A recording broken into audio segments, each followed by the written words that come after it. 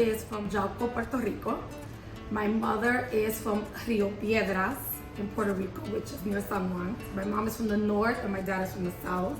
My mom is like an Afro-Indigenous Boricua, and my father was a Taino Boricua. And my dad came over to New York in the 60s, and so did my mom, but not together, but they came in the 60s, and they settled in Brooklyn. First it was in Williamsburg, Brooklyn, and then Bed-Stuy, and eventually they really settled where they raised all of us was in Bushwick, Brooklyn. We all grew up in the same house along with tias, tios, primos. I mean, anyone that came from Puerto Rico that needed a place to stay until they transitioned to their own home stayed with us. And that is really, that was the heartbeat of the home. So it was always really loud. There was always music on, TV was on. My father used to play timbales, so that was always around. We were either singing, dancing, rapping. It was a very busy home, and always food. There was always food. It was sweet. So I grew up in the 70s and 80s when New York City was on fire. And in the neighborhood where I lived in Bushwick and eventually in East New York, the crack epidemic was at its highest. And I'm telling you that we made it out because of my mom. How did growing up at that time, it shaped me completely.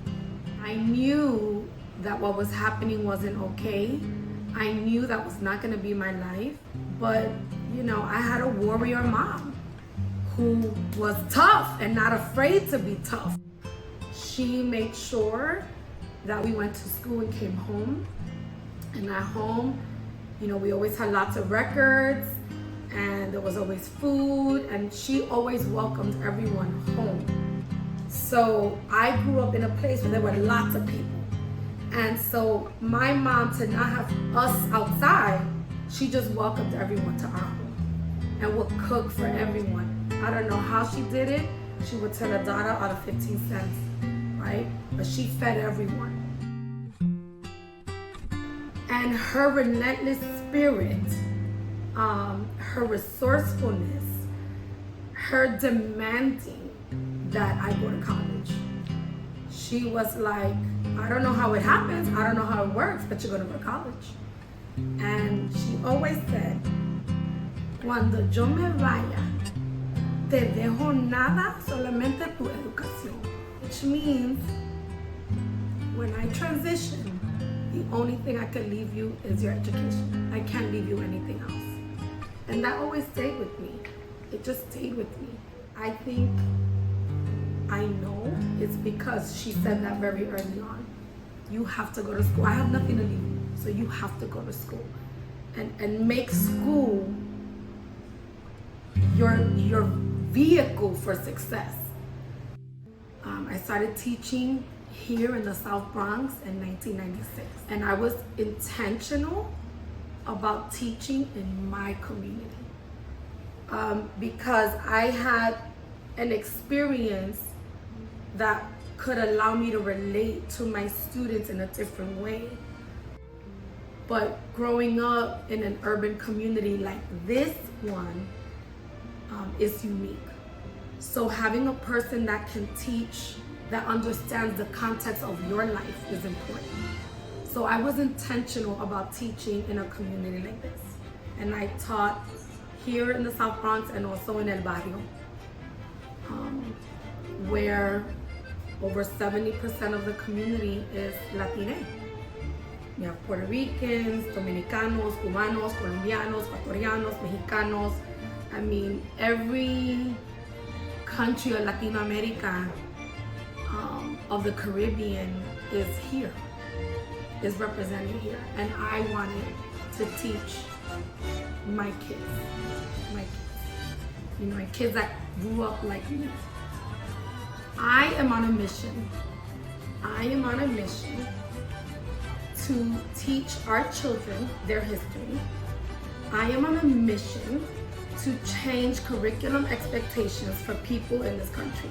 Latinos have been invisible forever. We are not taught that the greatest minority group that fought in the war were Puerto Ricans. That Puerto Ricans have been a major support in every world war. Where is that story? Where's that story told? Where's the story of how tobacco and coffee and the enslaved people helped build this nation? It is a story not told. Our heroes are erased. You know, Latinos were a major part of, even like you think about hip hop culture. That started here in the South Bronx. And that started in the projects of the South Bronx and the streets of the South Bronx. And who were those kids? They were Black and they were Puerto Rican. And that story's not told. And so I am on a mission to teach our children their history. I am on a mission to teach the world, to teach, let's start in our state, let's start in our city, and let's start in the United States. The importance of Latinidad and of Latino presence, right? Because we are such a mix and we come in so many colors, but we are part of a diaspora that is so connected that it's become erased. And it's almost like we have faded in. But it is a story unique to us.